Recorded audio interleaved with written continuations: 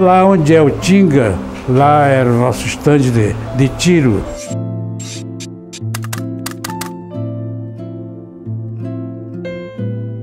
Então eu fiquei lá até vir com essa comunicação para mim me apresentar no 26BC.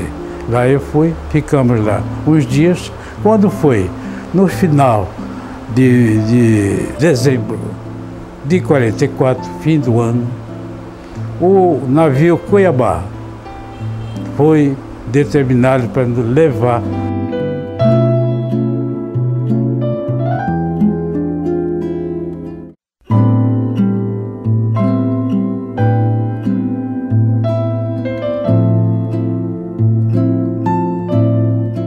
Ingressei na Força Aérea Brasileira em 1943.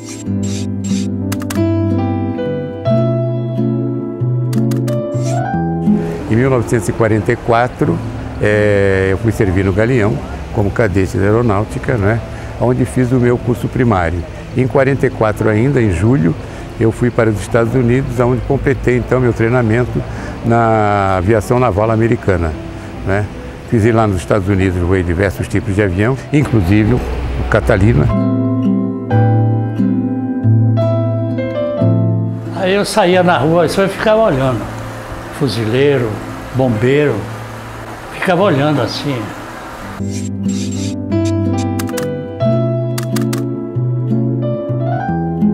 Um dia eu encontrei um marinheiro, eu gostei, né? Puxa, aquele cara, né? Aí eu digo, você é o quê, né? Você é soldado? Você é bombeiro? Ele disse, não, rapaz, eu sou marinheiro. Eu servia no 26BC, hoje o 2º bis.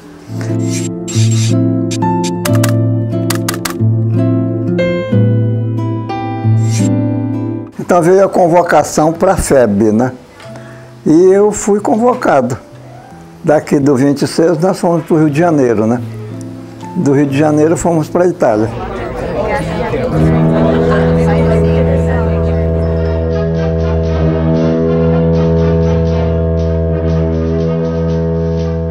A nossa ida daqui para o Cais para apanhar o Cuiabá foi apagada a luz, nesse tempo a força e luz. O governador resolveu por onde nós íamos passar. No nosso embarque,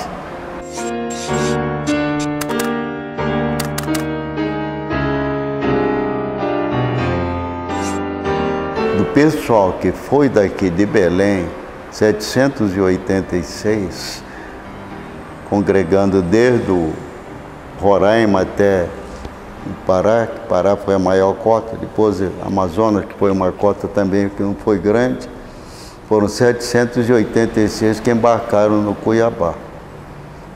Do Rio para lá, desse grupo, que aí tem paraense também, tinha algum amazonense, foram 250 para a Força Expedicionária.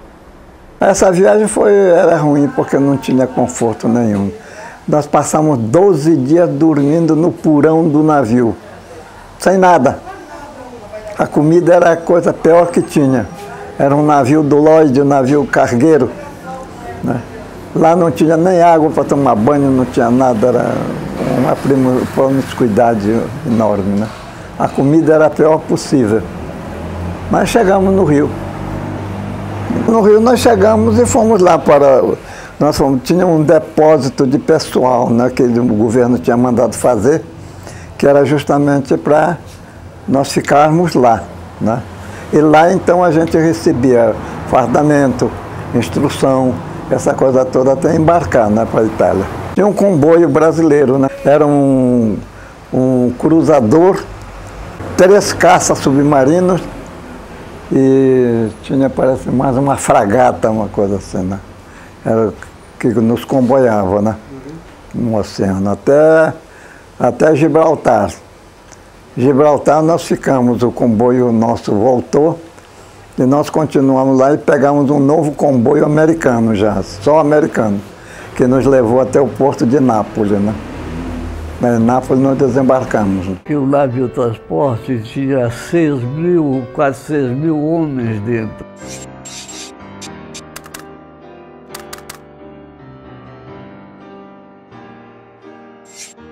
General Mengs. Então só tinha capacidade para refeição para duas refeições por dia, por dado. Quando terminava uma, começava a segunda.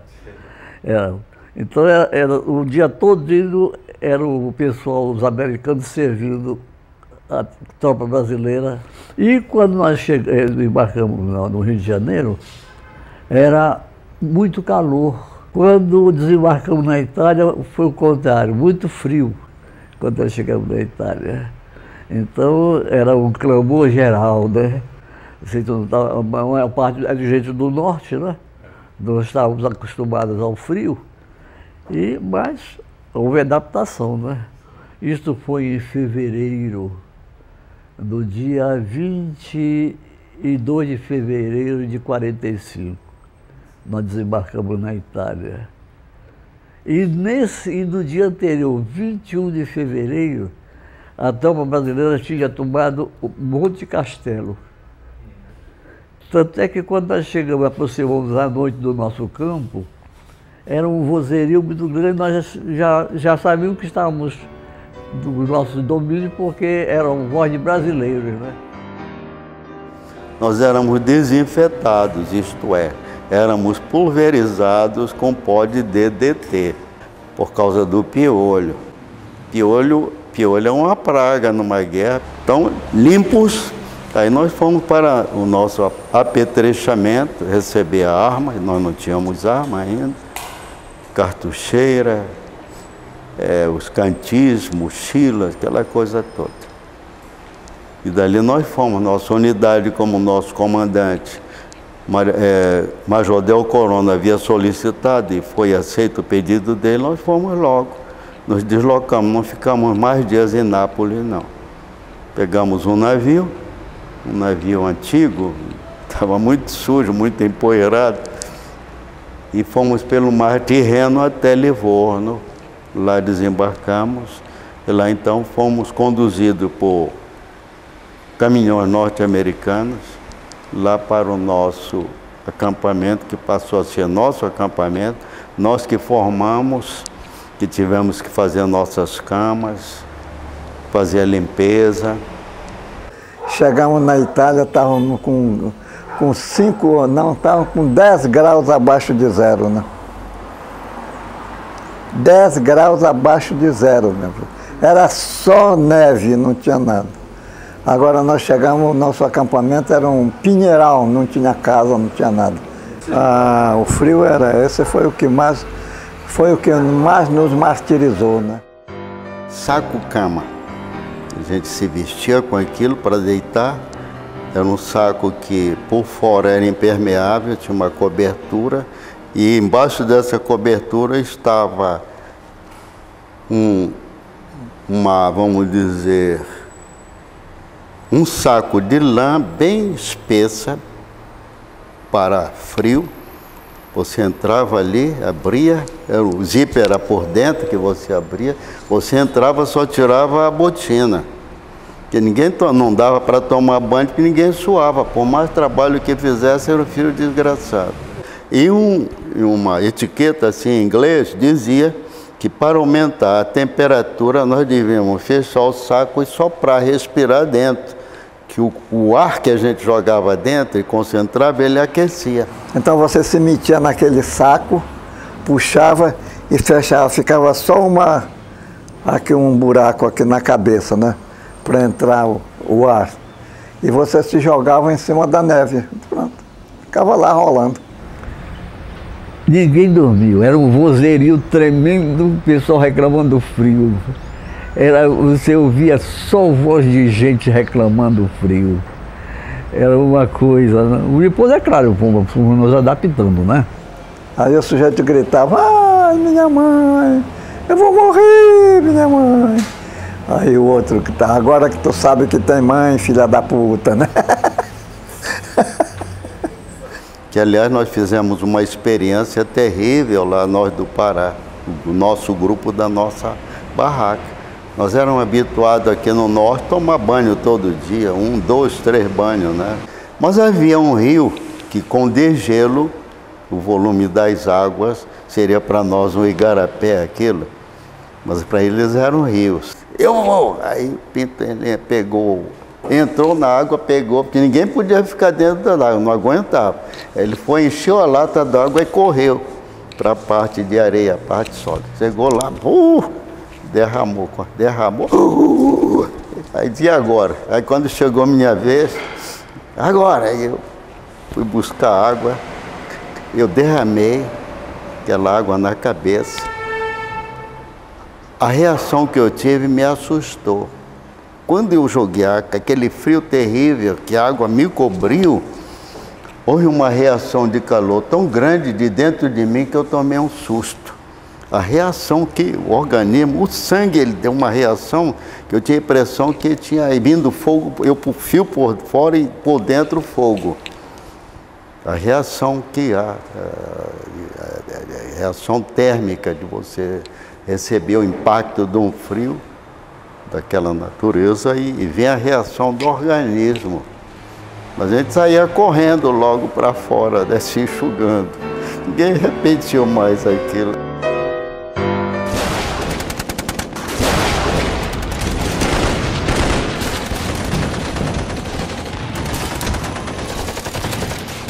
O pior da guerra, da Segunda Guerra Mundial, eram as patrulhas que se encontravam à noite, né?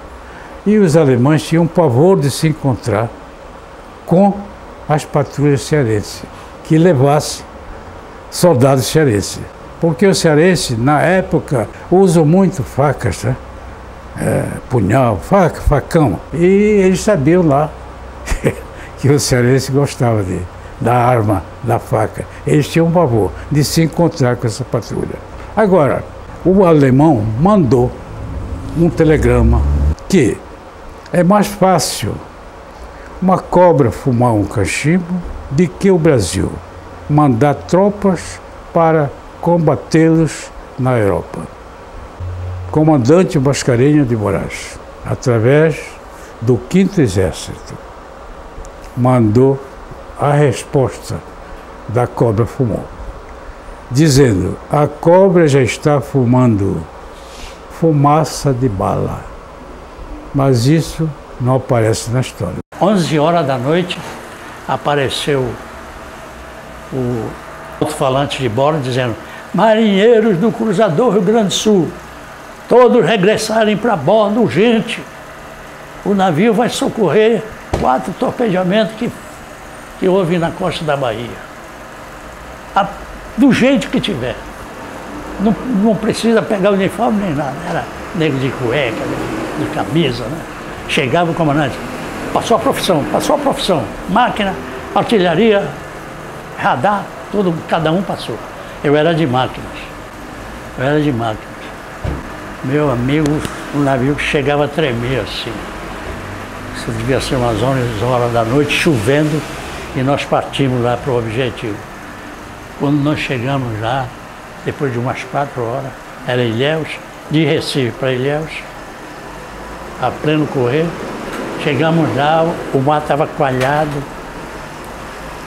de objetos boiando, né? E os pescadores já com os náufragos a bordo. Aí apareceu a Valdez. Depois de passar horas boiando numa caixa de madeira usada para transporte de leite condensado, a menininha foi resgatada. Ao lado do pai, sobreviveu ao naufrágio do navio Itagiba, torpedeado por um submarino alemão. Nós pegamos o maior número de náufragos, de salvos, e levamos para a Bahia.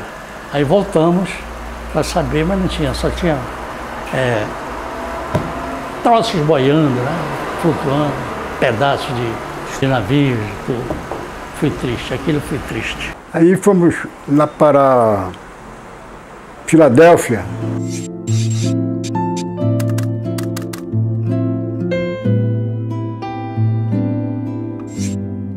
O radar acusava e o pessoal tomava providência.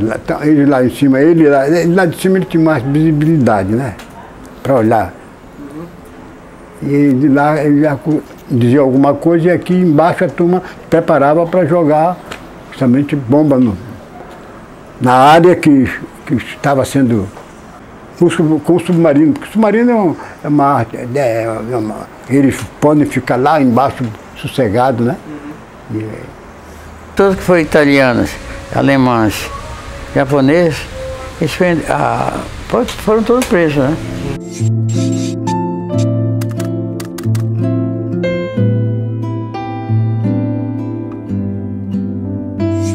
Eles prenderam todos e levaram, fizeram o campo de concentração que tinha em Tomiaçu, né? Lá era tudo isolado e lá tinha guarda. Lá ficaram até o fim da guerra. Nasci no dia 18 de maio de 1927 na província de Hiroshima.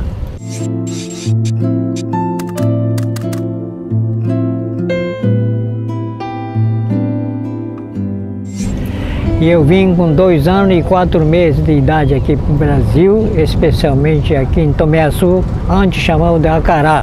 E no tempo da guerra, onde foram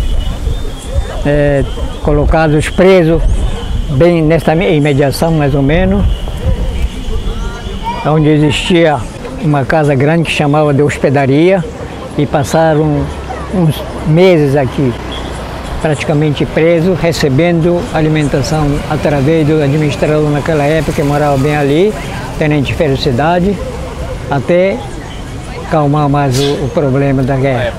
Bom, a vida era praticamente vida trancada, porque era subordinado pelo governo brasileiro, então não tinha aquela liberdade de sair da casa, principalmente para se divertir ou para procurar outro tipo de emprego. Ficava praticamente preso, mas só recebendo alimento, para não ficar parado.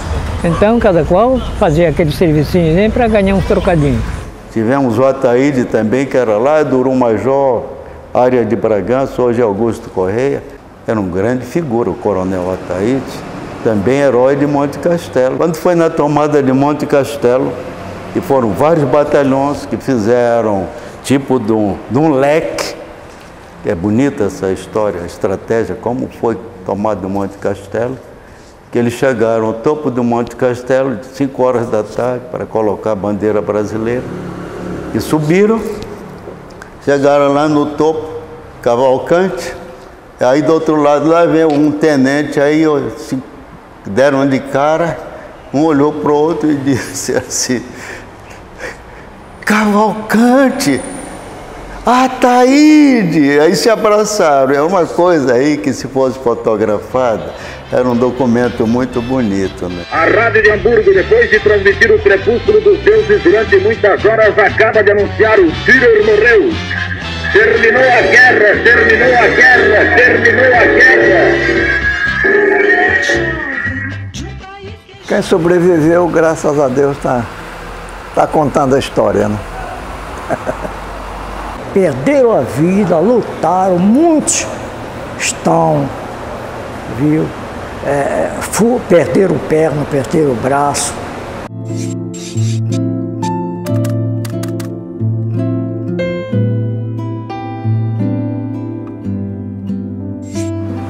E o pessoal não reconhece isso.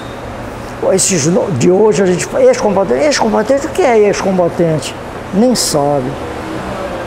Olha, daqui do Pará, mortos mesmo, foram 4. Tem até a rua com o nome deles. Quando nós voltamos da guerra, houve o pensamento de nós continuarmos unidos.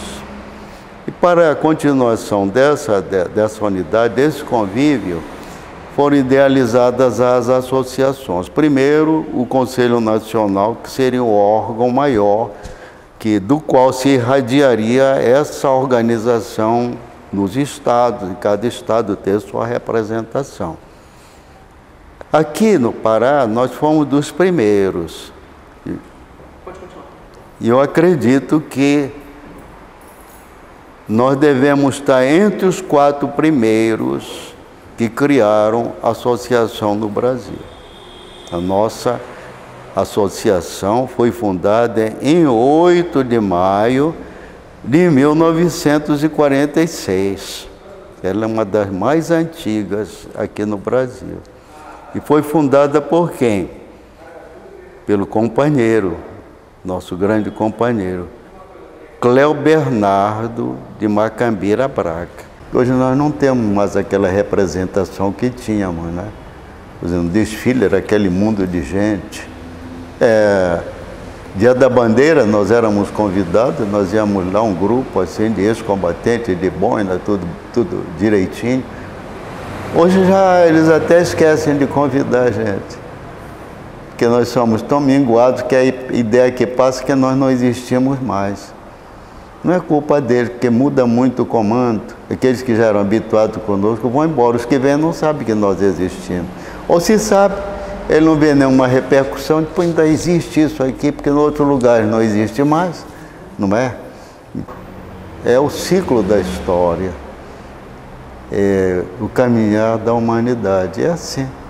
A gente surge, é iluminado, é admirado, depois nós vamos descendo a montanha. E à medida que nós descemos, nós vamos nos apagando. Só fica justamente aquilo que foi feito, aquilo que foi registrado. O resto, como diz Shakespeare, o resto é silêncio.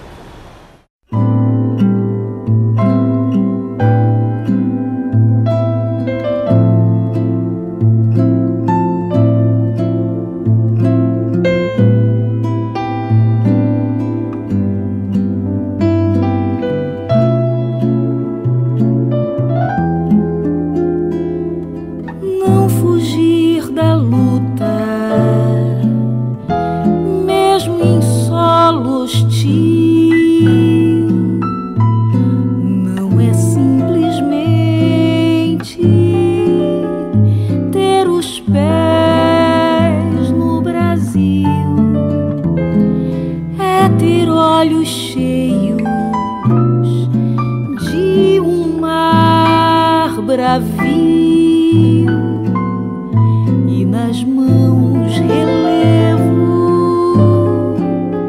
que a história esculpiu. Não temer a morte pela mãe gentil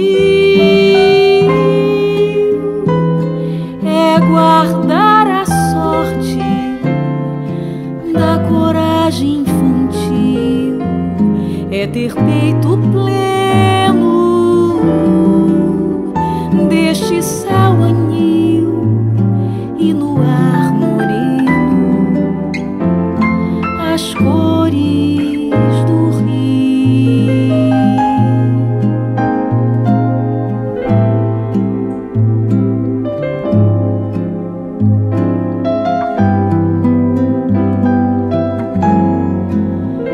Não temer a morte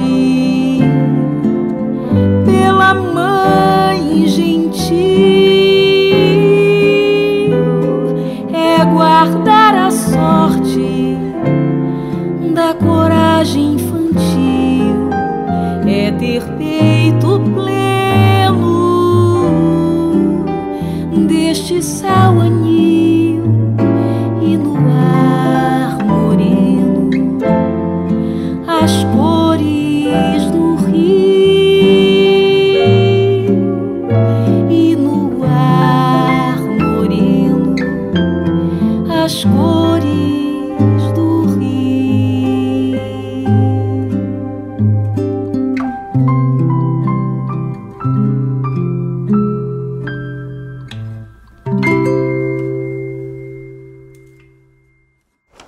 No front a cobra fumou e o morro do castelo se desmoronou.